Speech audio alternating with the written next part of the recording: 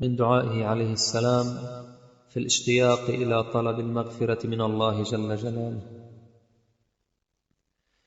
اللهم صل على محمد وآل محمد.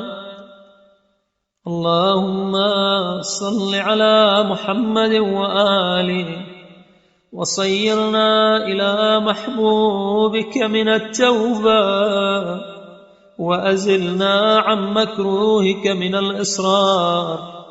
اللهم ومتى وقفنا بين نقصين في دين أو دنيا فأوقع النقص بأسرعهما فناء، واجعل التوبة في أطولهما بقاء.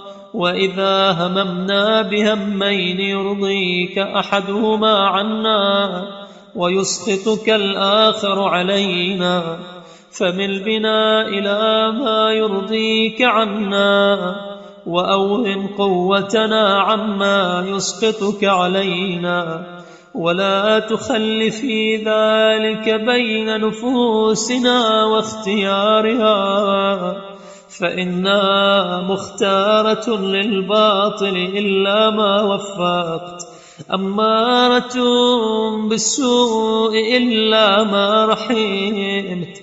اللهم وإنك من الضعف خلقتنا وعلى الوهن بنيتنا، ومن ماء مهين ابتدأتنا، فلا حول لنا إلا بقوتك، ولا قوة لنا إلا بعونك، فأيدنا بتوفيقك وسددنا بتسديدك، واعم أبصار قلوبنا عما خالف محبتك، ولا تجعل لشيء من جوارحنا نفوذا في معصيتك.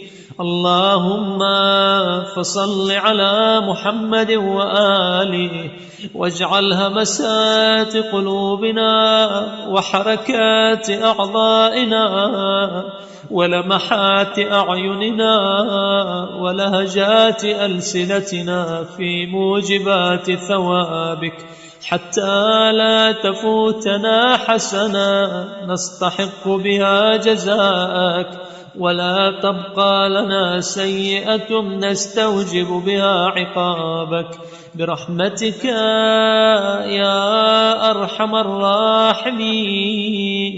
وصلى الله على سيدنا محمد وآله الطاهرين.